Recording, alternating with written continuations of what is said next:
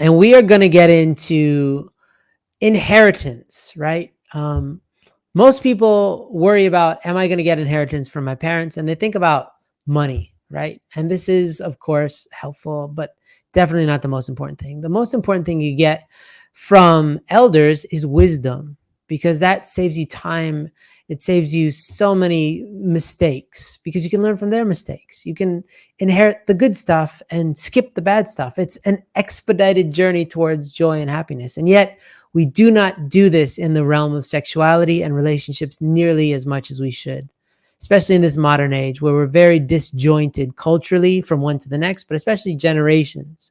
We do not talk to our parents about sex for the most part, and we miss out on so much. So this is really cool because we don't have parents and children. We have kind of like an adopted relationship where there's an aunt and an uncle and I guess an adopted son and daughter who are blessed, and they've already formed this relationship. So I wanted to kind of use this as a template for a great conversation that I think we should all be having. Okay. So we have first the Lowens, Dr. Sandra and John Lowen, who are very credentialed and amazing academically and all that. We know that. You've been on the podcast, but you're here representing kind of parental figures, family. And that's really exciting because you, I know, stand up for people. When they call you and they reach out, you reach out back. You're not too busy to be loving. And that's tremendous. And first of all, thank you on behalf of anybody who's ever reached out to you for responding. Because I know your name comes up a lot in our world. It's like, oh, I was talking to the Lowens. I'm like, of course you were. Because everyone, all roads lead to the Lowens somehow. So thank you for doing that so consistently. And we have Araceli and David, who, hello. When I was planning this, I got so angry at Araceli because she doesn't understand time zones. And then I just don't understand where she lives. I thought she was in Las Vegas, but they're both in Argentina. So welcome, David and Araceli. Thank you. And so just for reference, if anybody is missing context, you can listen to Araceli and David's podcast together with me, where the name of the Lowens come up quite a bit. And they were an invaluable resource during their kind of pre-matching and matching stage of their relationship to help them get through the muddied waters of learning a new person, welcoming them into their lives. So I wanted to welcome these two couples, and I'm going to shut up very soon. And basically, I want to help facilitate a conversation that they are kind of familiar with as an example of something that I truly believe that we should all be having. And a lot of people's excuses, well, I'm not that close with my parents. You can find people to be your parents. It's this beautiful thing known as adopted parents or representative parents, or it's beautiful. So I have some questions here, and I'm going to kind of pose and then step out of the way.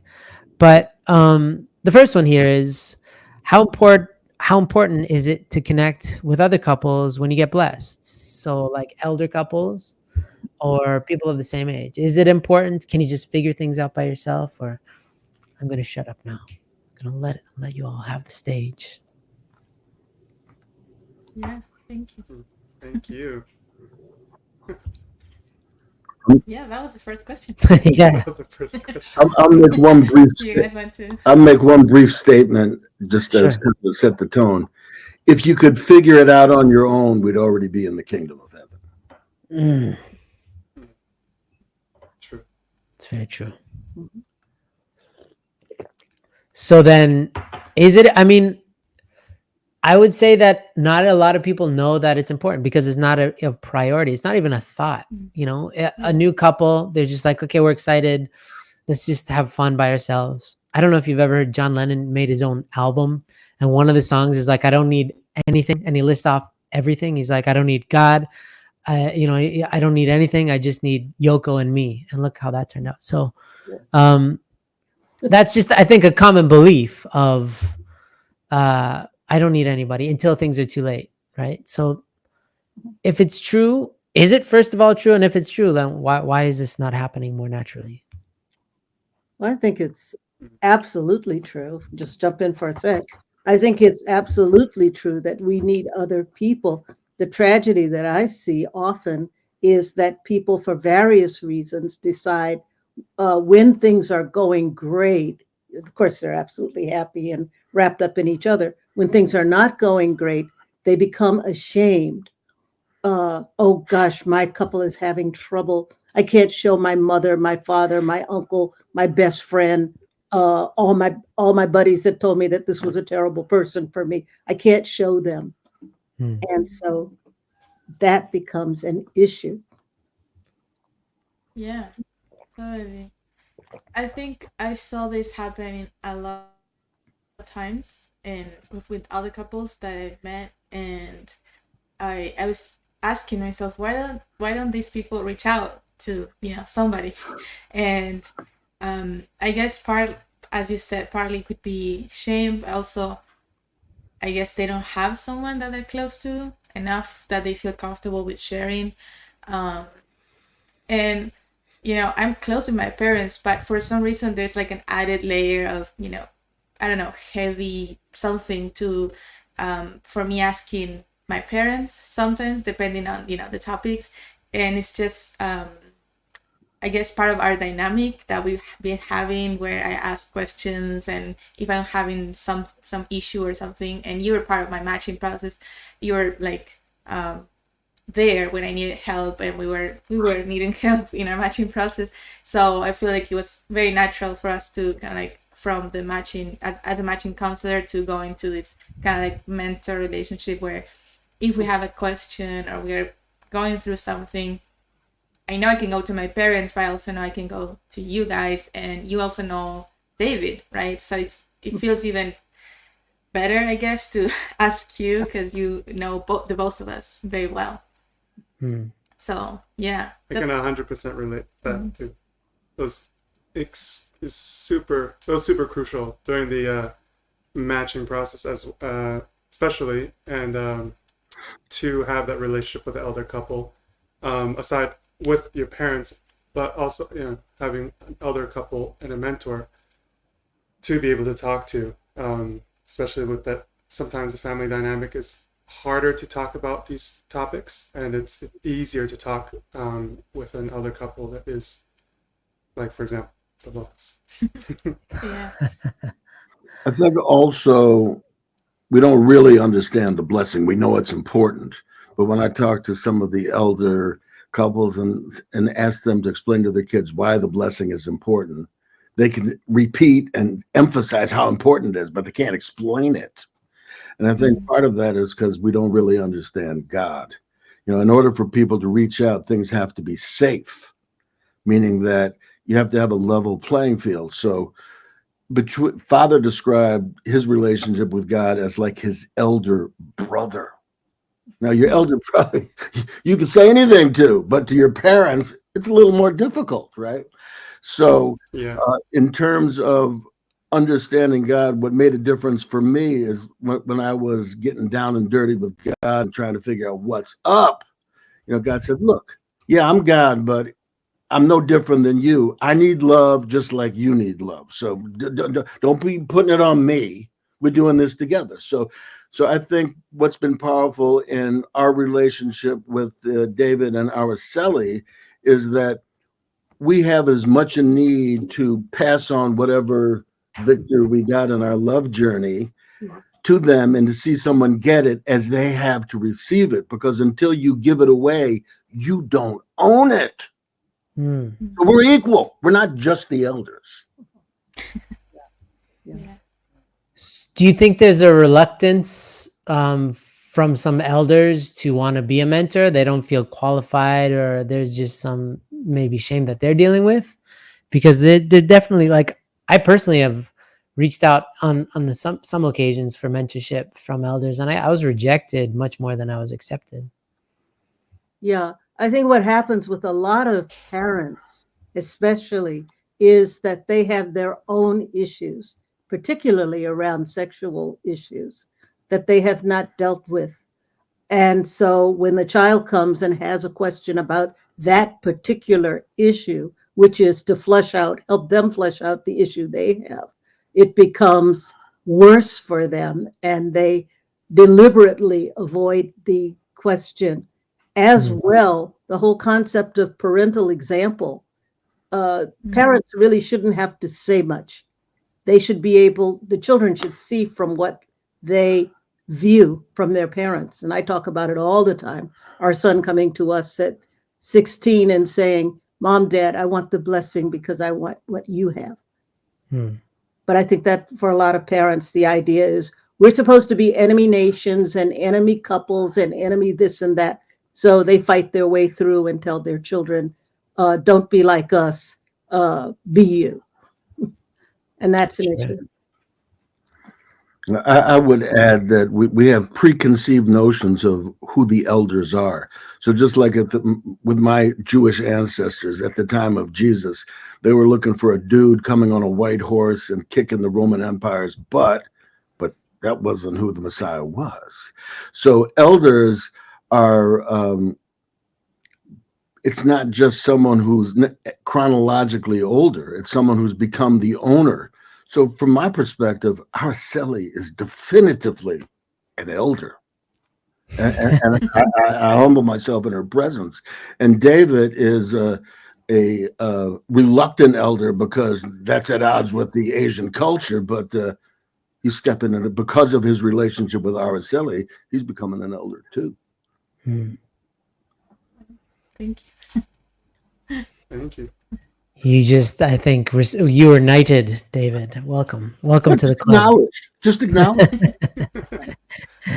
I'm an elder. So I forget. I mean, I'm about to reveal my cards here, but are you guys gonna ask the questions, or I have the questions? I forgot what I told you. Oh, it doesn't I matter. thought we It doesn't were matter. Yeah. question. Okay, I'm gonna shut up then. I'm just gonna walk away. I was just doing it. Come on, No, Andrew. Don't leave us. When you feel I'll the be here. itch, scratch it. When you're Yeah, inspired, go. Yeah, been a definitely. wild Feel day. free. Yeah, go ahead. Oh, it was your turn. Okay. How can newer couples bring God into their sexual relationship?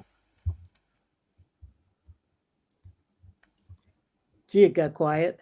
waiting for you, baby. Well, You're the there is- virgin. Go ahead. There is that saying, 3 is a crowd. However, we're supposed to come to our relationship with God already there. We know what happens when people are just centering on the physical relationship. And one of the beautiful things about our movement is that when we are about to begin our sexual part of our relationship, what we call starting family, because we don't want to put it another way, we really decorate, we prepare, we make an altar, we wear clean and new clothes if possible. We sit down, we dedicate. God, we're about to start something phenomenal here. And this is the branch or the root from which all future lineage will come, and the place where love will blossom in its own unique way. You're here because God will sneak in where God is not invited if we don't do that. And we are a true couple. We are a couple that's trying to reach God. We could go into many examples, but I will leave them alone. So you're talking about if we make the barbecue tasty, God's going to come whether we invite him or God not. will come whether we invite him or not. Because we're imitating, we are inviting him, whether we're Right. just too ignorant to realize it. Right. So the idea is not that we have to have some situation in which every time we're getting ready to be intimate with each other, it's like, hold on, get the Divine Principle book, get the Chung Chung book, spread them out here. Maybe we'll go to, we'll spend 3 days fasting, and then God will be in our lives. And no, God is a part of us, and we forget that the whole universe is about celebration and joy. So when we celebrate, when we have joy, God automatically flies in there. But if we're trying to set up there's nothing that I can say that means, that at 2:45, this is going to happen. The heavens will open and God will come stomp into your bedroom. Okay, everybody have sex now. That doesn't happen. Yeah. Mhm. Yeah. Go. I I guess I was going to add to this question because this is something that we started to talk about recently a lot again.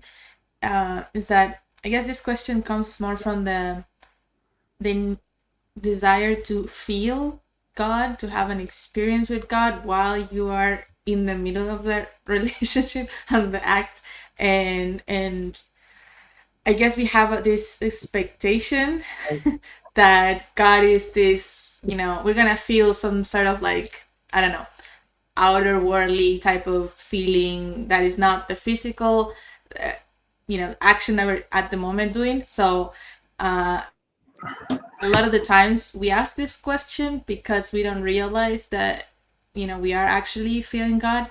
We just not know how to appreciate that God is there with us at the moment, as you were saying. Mhm. So yeah, this is something that, we talked about this before, but it's kind of like, getting better and evolving into our understanding, like more, I guess, having more of the feeling than just the intellectual knowledge, because a lot of the time that's the issue, right? We have this intellectual knowledge that, oh, God should be here, but I don't feel it. And I think just having that awareness that God is here, even though we won't invite him, even though we, read the divine principle or not, he's gonna be there, and just it's gonna allow us to get better at feeling God, I guess. Mhm. That's something that I started to come up with Yeah. just recently. Yeah. Yeah. Yeah. Again, it's expectation. It's what you think God is, who you think God is. Uh, but if you are thinking, my husband and I cannot bring God ourselves, there has to be some external event in which we will feel something specific, and you've no idea what that specific thing is. It's kind of a recipe for disaster. Yeah. Yeah. I think also there is the masculine and feminine side of God, right? And in broad terms, the you could talk about emotion and intellect. So emotion precedes intellect, or art and art critics. You have to create first, and then you have something to critique, right? So in terms of broad terms, of female humanity and masculine humanity, it started with women. We can't. We're the ones to figure out how to best invest the love that started with woman, right? So I just want to talk about the elder David Araceli couple. Yeah, David wants to jump in. Okay, well, look at my wife. See, she cares about other people, and she doesn't want me to hog the show, but I'm going to make my point. No, go ahead. Go ahead. Well, it I'll just. Go it ahead. illustrates the difference. It's like I don't care. I want to make my point, right? I'm the intellectual side, and Sandra says, but think about the other people, right? I mean, there's the perfect illustration right there.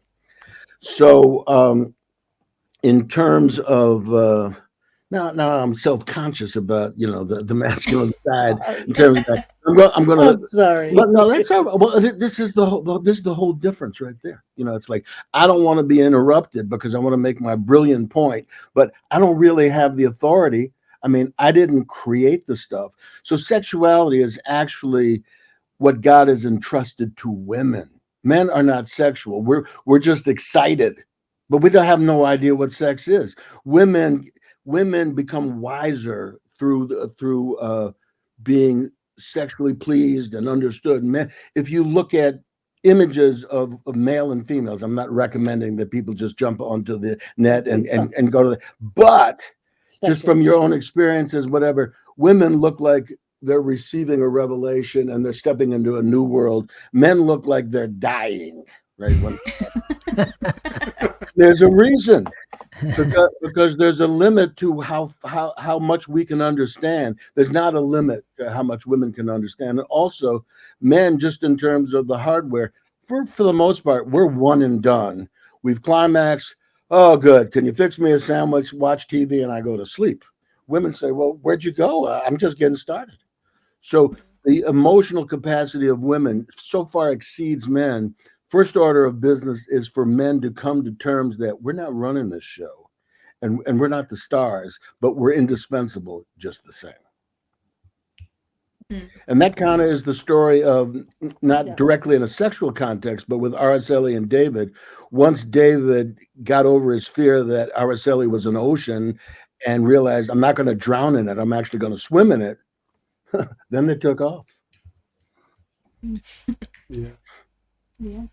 I was just gonna say something that was very similar to just that sense of seeking some kind of external validation when it's actually just the internal dynamic, the spiritual dynamic between the couple. That essentially what you shared.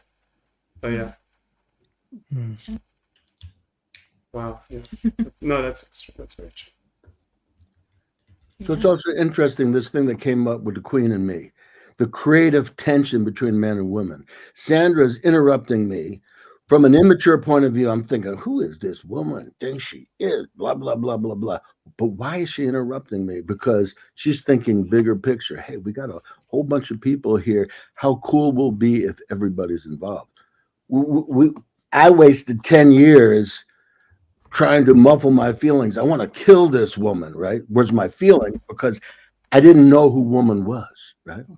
So for us to pass on the war, my unconsciousness in terms of the violent feelings I had, because I do need to make my contribution, but I need to know my proper place. The fall was mostly about leaving one's position. So our job is to guide as men on the masculine. We got to guide love, protect love. Love doesn't start with us. So to be able to pass that, to see David and Araceli flying after 2 months when it took us 20 years, that's a good feeling.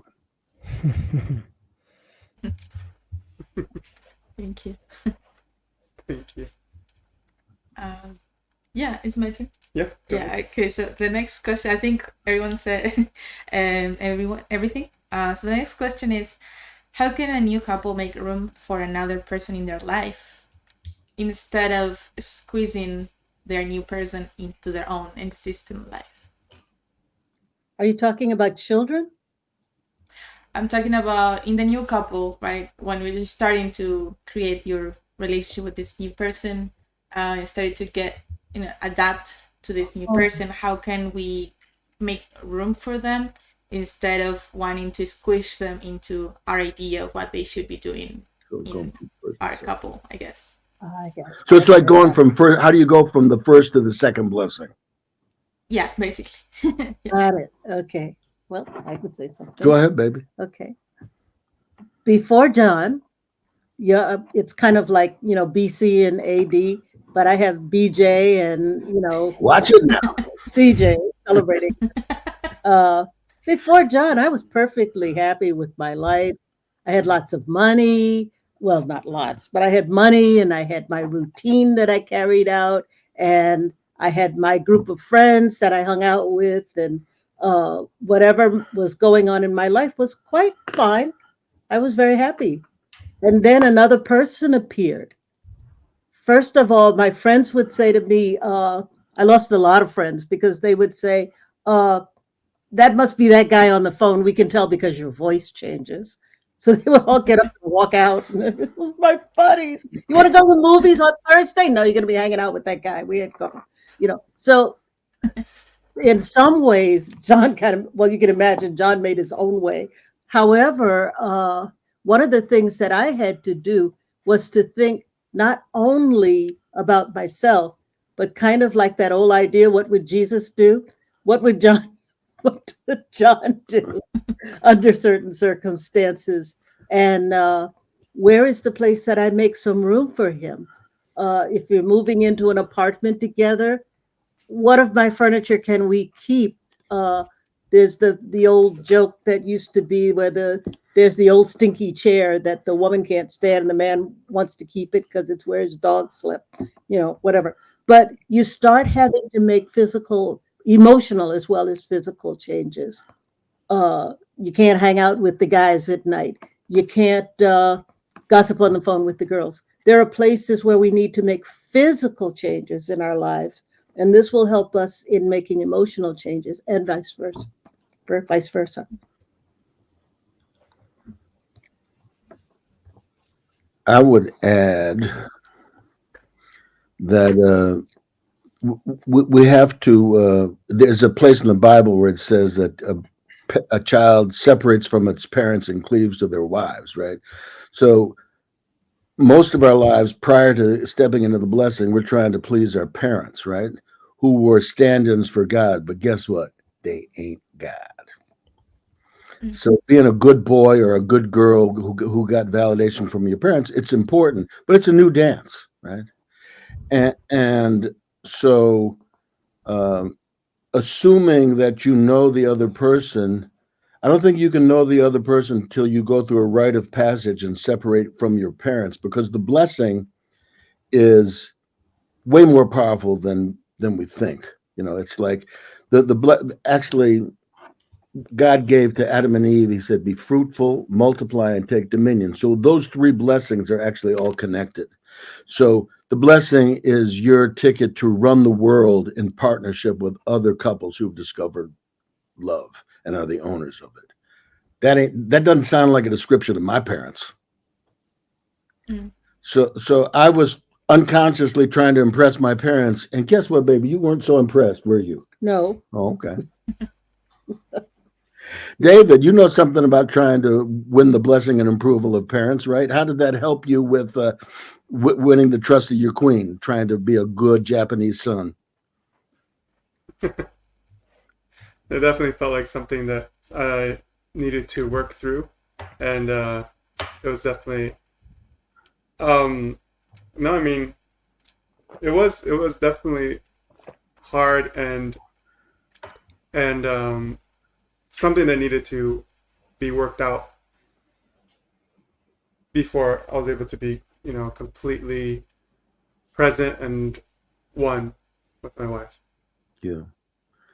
I think also we're in a, not surprisingly, an Asia-centric movement. I think it's changing with the work that people like Andrew and others are doing, that we're thinking planet, not just, respect for where the founders came from. But in the Asian world, whether you understand the elders or not is not important. You have to show deference. But when you're blessed, you're walking on uncharted snow. God wants you to be the center of the cosmos. So if you're walking in footsteps, you're not in the blessing, because it's all new with you at the center, and God's sitting back and saying, so how do you want to run the world? Am I supposed to be running the world? Yeah. Through love. Yeah, that's right. So I think we're more scared of success than we are of failure. We're more scared of power than we are of being nobody. I know how to be nobody. I know how to be a worthless piece of blah, blah, blah. I don't know how to be the queen's sacred man. You're getting there. Thank you. Okay. Yeah. No, I completely agree. Yeah. So, well, can I ask, can we stick on that point about uncharted, right? You said uncharted territory, but Correct. doing it together with other people, right? That's one clear advantage to the blessing, is that you go to this ceremony typically with a bunch of other people, and they're your kind of brothers and sisters in arms. And so how do you navigate those two that seem like opposite energies, right? That we're alone in this, but we're together in this. So how Well, that's brilliant. Just for people who don't know, Andrew is one of the more brilliant people in the movement. Who tell your friends, everybody. Tell your friends. Yeah, no, I can get brilliant, but it takes me 40 minutes to warm up. Andrew, as a stand-up comedian, he clears his throat and spits out, and this green phlegm changes the world that he just hawked out. So you just laid it out. This seeming irreconcilable difference that we're together and we're not. So you got to be part of a community who are also going on uncharted water. We can't have a heavenly propaganda community where, isn't it great? No, isn't it scary and beautiful and crazy and what? Yeah, that community can change the world. Well, if I recall correctly, when True Father did the first matching here in the United States, 1969, he told the couples that they should form trinities. That is, you would have three couples and they would support each other as however possible. Um, I don't think that happened during that time. People were friends, but not really in that supportive role. I'm starting to see that now. And there is a Mm. place in which I would definitely call for that three couple support. Because if I can't, if I'm having some difficulty with this person, I can always go to that person within my Trinity and we can work things out. Uh, I think that's highly important that we don't just cut, and there's nobody. Mm. So it's after the Monse, a lot of people think, okay, now what do I do? And this becomes a problem. So finding others that are like us, I think, is highly important. We didn't have that benefit. And so for the younger people, that's paramount, and I recommend it so highly. I would add, I'm going to lean on the our professional background, just having done thousands and thousands of hours of therapy from everyone from Okay. couples to murderer. I worked in prisons and other places. It's the same story. I mean, everybody's dealing with the same set of cards, just in a different context. No parents announced that we'd like to announce the birth of our son Richard, the future rapist and murderer. I mean, it's like we all start out with the best intentions, want the same things, and things happen in our lives, right? So I think there are some basic universal emotional challenges that come up collectively if in relationship to us running the universe centered on love. I think for women, it's dealing with the disappointment of how dopey men are. You cannot escape it. There's no way around it. Now you can be great. Sandra's been gracious about it, so she's not going to complain. But I've gotten, it's like she's just a very patient woman. That doesn't mean that I wasn't dopey. And for men, it's like the terror of having to deal with an ocean. Women are just scary, and we can think about it. Be grateful to our mother. It doesn't change the fact that women are scary.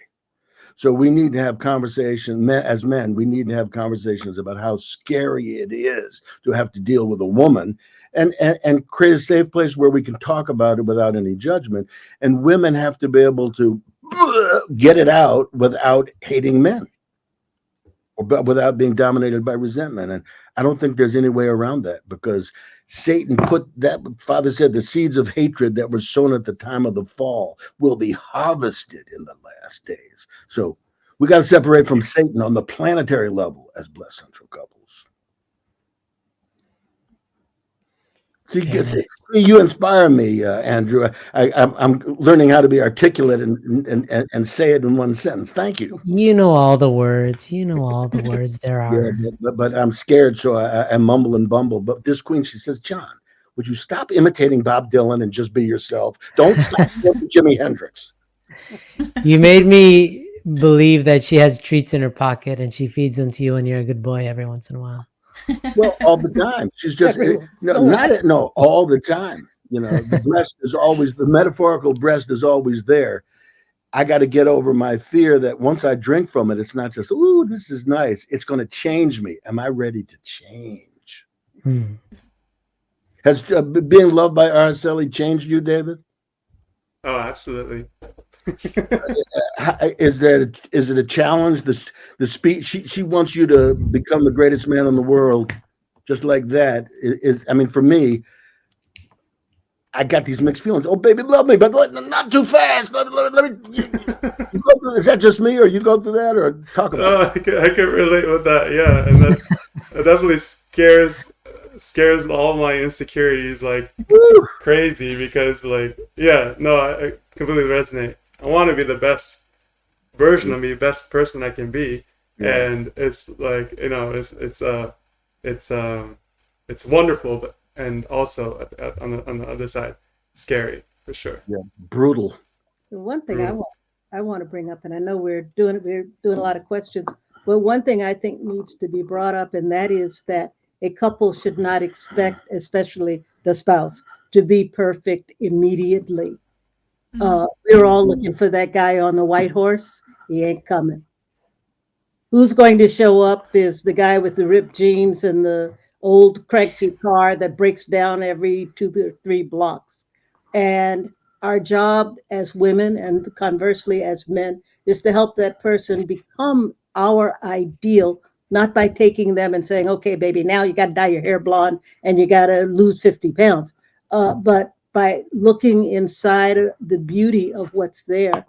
I said to my husband at one point this morning, what do you think of this dress I'm wearing, this 13-year-old dress? What do you think? And he says, I'm not really looking at the dress. I'm looking in your eyes. And I'm like, oh my gosh,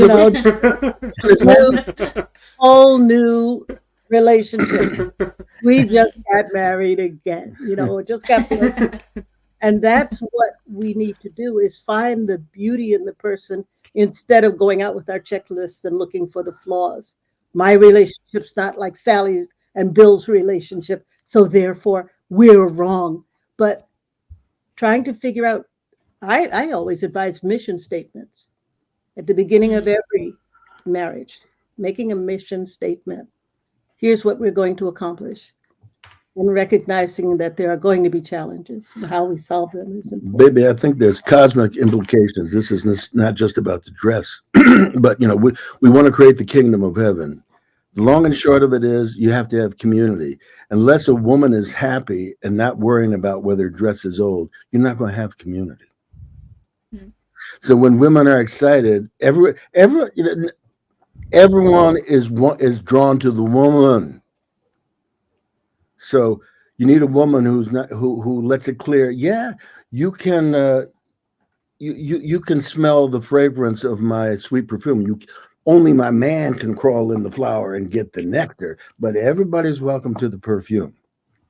So there's a public place to that, and because men are so insecure, we don't know how to deal with our insecurity, our possessiveness, and our pride. My wife, she comes back from the grocery store. She says, Johnny, this gentleman just came up to me and asked for my number. I said, well, baby, you're doing something right. It's like, so it's like, I don't have to worry about Sandra because she's so frustrated with me, but let me try somebody else. I don't have to worry about that. But it makes one of you is enough. but it makes me feel so good that there's so much light coming through her, and I had something to do with that other men say, like, hello. They're praising my attentiveness to taking care of this flower in this garden. And that's a subject that could be easily misunderstood.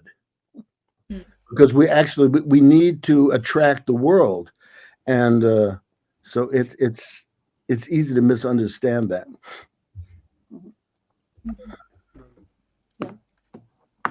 I want to go back to something. Go ahead, David. Go ahead. I'm going to take a cue from Sandra and defer to you. No, please share what you're going to share. But then the follow-up question would be, what Sandra was alluding to earlier, how important it is to create a common vision early on in the relationship, in the beginning of the relationship, and then follow up after that is talk a little bit about the third blessing, on how it plays into marriage. What if we're not perfect before we get into the blessing? I'm getting to it. Obviously, it's connected. Araceli, what did you say? We couldn't hear it. No, I was just saying we're getting ahead of ourselves, but you can go back to what you were gonna say, and then we can connect it to the questions. Well, this might be helpful in dealing with that. I'm going to go back to what Andrew was talking about, the seemingly opposites. It's like, yeah, we're isn't it great being together, and we're alone. It's like, got to keep that in mind. Mike Tyson, when he was at his prime, he would be knocking people out in the first round on a regular basis, and people would come up to him and they would say, what's it like to be knocking all these people out and be fearless? He says, are you kidding? I'm scared every time I go into the ring, terrified, but I put my fear on the tip of my sword and I use it for me, right? So when I'm present and when I'm not trying to impress David and other men, like, hey, yeah, I got it going on with my queen over here. Yeah, no, I'm never afraid. When I'm just real about that, then things open up and I see the bigger picture. And it's kind of what you're talking about, Andrew, these seemingly irreconcilable opposites. We're laying in bed and snuggling. I got my leg thrown over the queen. And I'm saying, like, I guess I can handle being with her. And then this all powerful woman turns into a little girl. And all of a sudden I realize I'm daddy, whether I think I am or not. And she just wants to talk. And it doesn't matter what I say because I'm daddy. And I just sit there and I say, all right. And she thinks I'm brilliant. Why? Because I'm not only a scared guy dealing with women, I'm also daddy. And they're happening concurrently. So I think we need to master origin division union, that there's always two sides of the coin. And once we master that, then we're qualified to step into the third blessing, but not until we do that. I'm both terrified of you, baby, and I'm so glad to be your dad. Well, okay. Good job. Hold on to it. Okay. Yeah. No. Yeah, I was thinking about some of the things that you brought up, David. You were talking about the common vision, and as I said, uh, every marriage, every blessing has a vision and a challenge, whether we see it or not. So we used to talk about how we were restoring things that had to be fixed. Uh, but now we look at just the fact that everybody's got a problem to deal with. And on the high noon level, when we have difficulty dealing with our challenges, what we tend to do is fall back on the thing that used to give us comfort. So if that was masturbation, pornography, smoking, drinking, drugs, whatever it was. Yeah, I straightened out my life 5 years ago. I joined the unification movement. I'm doing this, I'm doing that. I'm a great person now. I've made all these declarations to God. But gee, I'm really scared in my relationship with my man or my woman. So, gee, I remember when I used to feel pretty good, playing video games all day. And so I will always go back to my comfort. And when we find ourselves going back to our comfort, we need to realize that is a challenge in our lives. And it's one that we not only can overcome, but need to overcome to become a real person. And that comfort doesn't have to be a negative thing. So in my case, I was doing amazing things in my home church area, and I was really having impact in people's lives. I got blessed. Sandra goes to bed. She gets woken up in the middle of the night to go to the bathroom or whatever, and she looks around, and Johnny's not home because it's 3 a.m. and I'm having an amazing conversation in my home church area with some old timers, right? So, we got to look at where we are, what works in the first blessing. You can't cash that in the second blessing. It's like, it's a new dance. Couple is not the same thing as individual. First blessing is figure out who you are. That's really more the men's realm. Women don't have to figure out who they are because basically God is already with women unless you've been traumatized as a female, right? In other words, the masculine God who took the initiative to create the world, plus and plus, in other words, the masculine God and male humanity, plus and plus repel. So we have to figure out who we are. That's our challenge. That's what the first blessing is all about. The second blessing is relationship. As illustrated in this thing, was I interested in the relationship of the group? No, I had to make my brilliant point. David, you know me, you can wait, right? So it's being illustrated right here in front of our eyes that there's a different set of rules that apply here. And so, it's just that it's not that it's wrong, but we want to get credit for all the good stuff we've done. You already got credit for that. Know that you're stepping onto snow that's never been walked on. It's new. Nobody knows what they're doing in the blessing because it's never happened. And true parents paid such a price to open that door.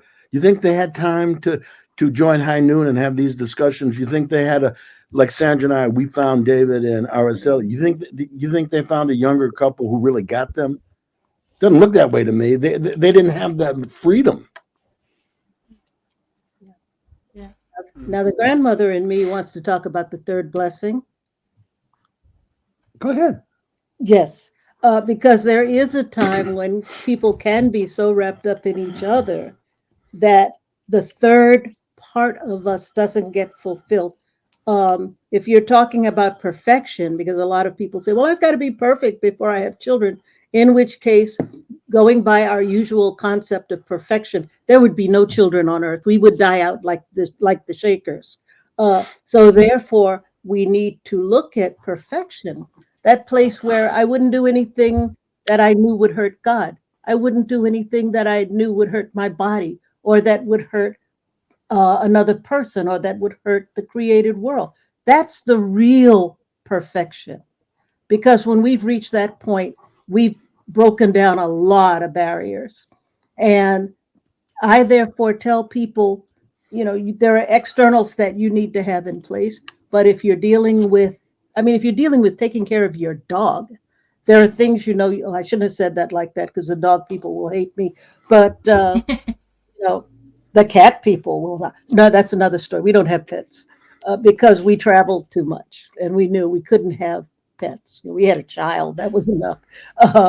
But if you're looking at how you're going to have your life, John talked about his old timers. How can John have his third blessing, his community, and have a wife? These are the things you need to work out in your contract. If you're doing something special, I have people that say, well, I love my wife, but I got to do carp.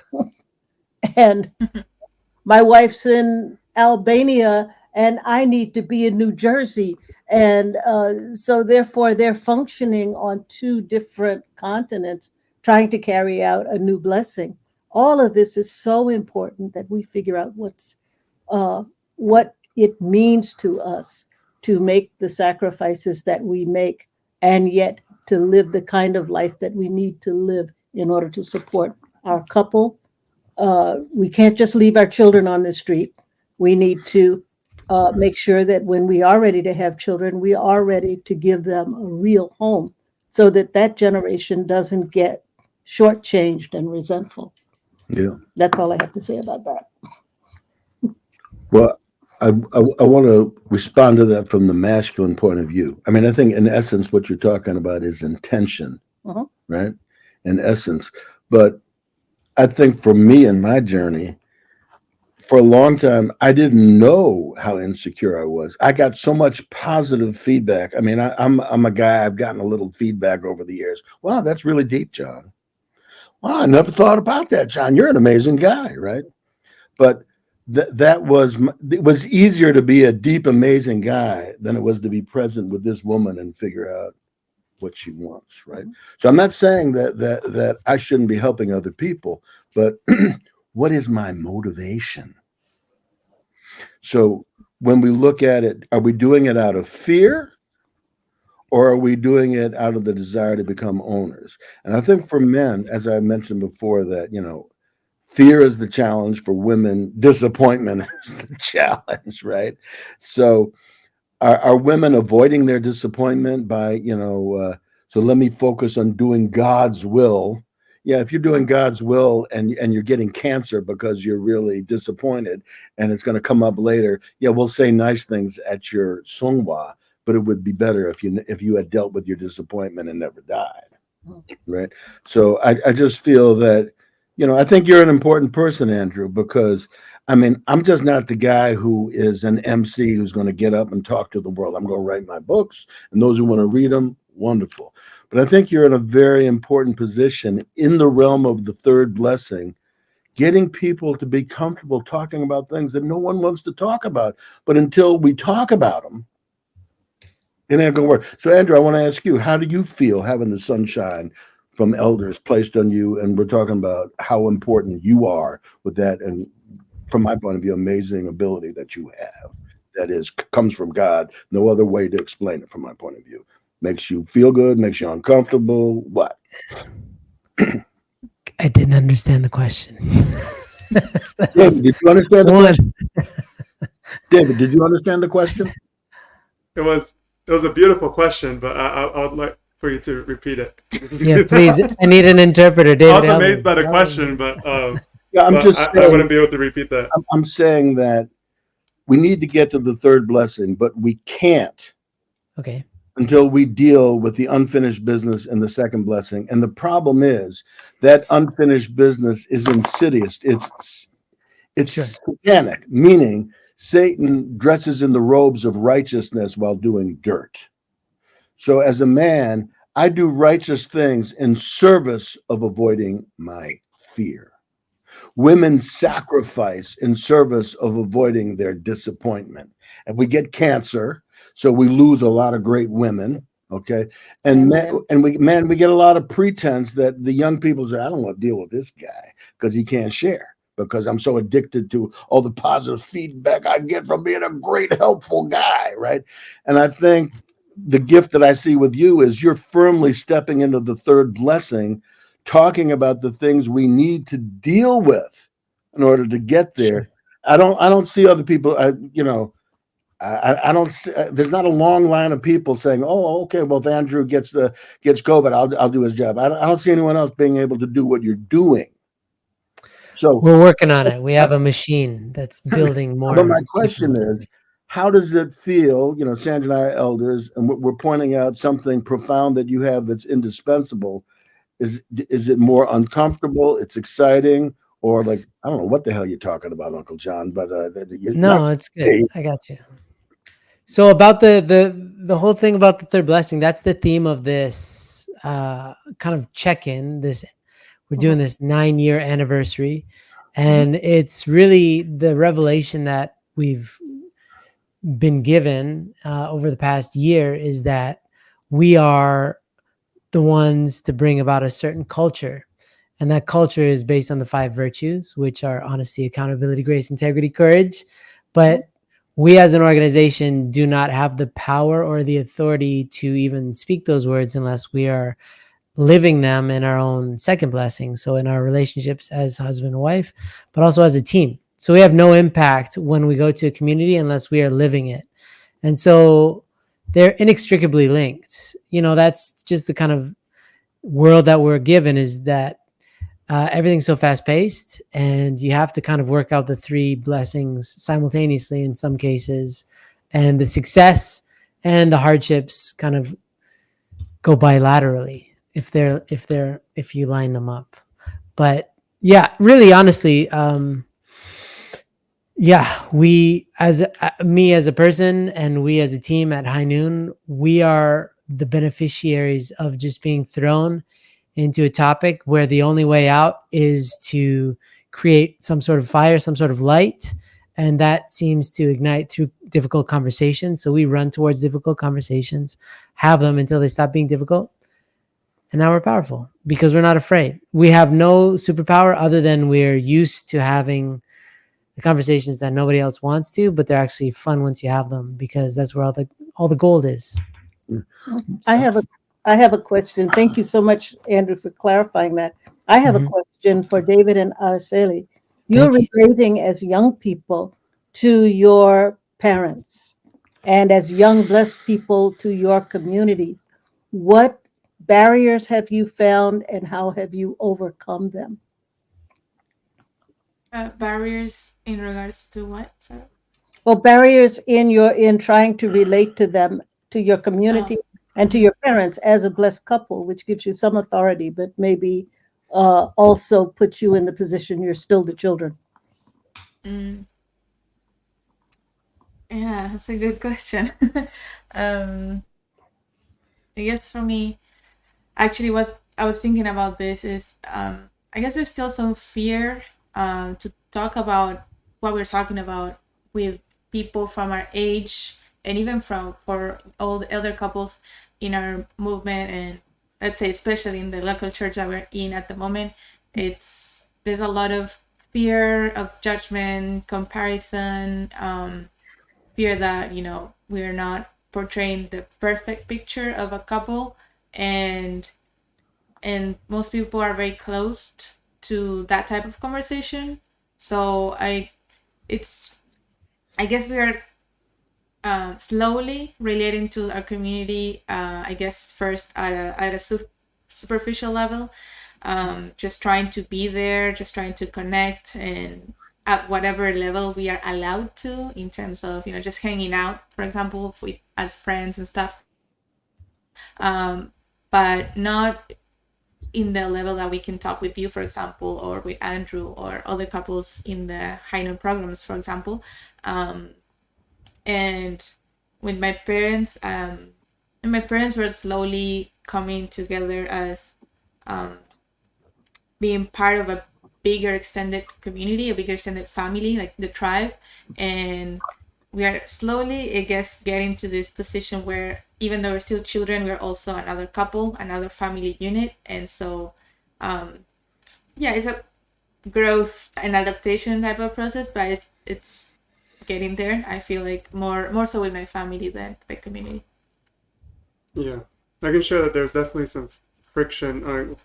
I agree with everything you said. Also, I can see that there's friction between couples and families that can talk about certain deeper topics revolving sex and all that, some hard topics to talk about, and couples that are still reluctant to that. So I definitely see a friction in our movement, and it's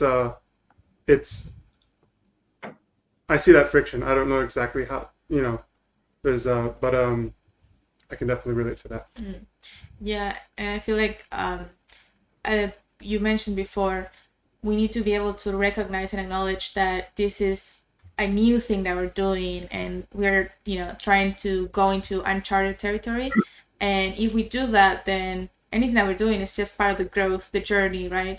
But because we don't get to do that as a community, then anything that we do is always a problem, it's an issue, and it's, we shouldn't talk about it, or we just only should talk about it with, the one person that would try to help us, and nobody else know about it because it's like hush hush or something like that, and we start like getting scared of being honest.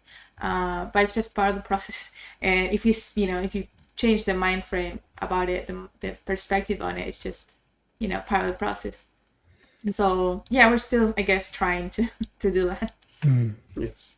Yeah, thank you. I have to cut up this beautiful moment because we are out of time. You're not leaving. Well, we're going to kick you out. We have power, okay? We have buttons that we can press. It looks like we don't have 4 minutes left. No, I have to. No. It's a buffer. Jeez. No, we gotta 30 seconds to sort of 40 seconds sure. to summarize something. If you know what 40 seconds smells like, then please go. Let's see this happen. You want to go, baby? Okay. It's the most beautiful thing in the world to go through the blessing. What we need to do is to knock out all of the barriers that we can find, including those within ourselves that are preventing us from seizing this incredible blessing and this amazing opportunity of being alive at this time on earth. And I'm just thankful and grateful to all of you for listening today and being a part of our conversation. All right, babe. Oh, look, now I got to really don't take my time. You got 5 seconds. So I would say it's important to look at the blessing in the context of infinity and eternity.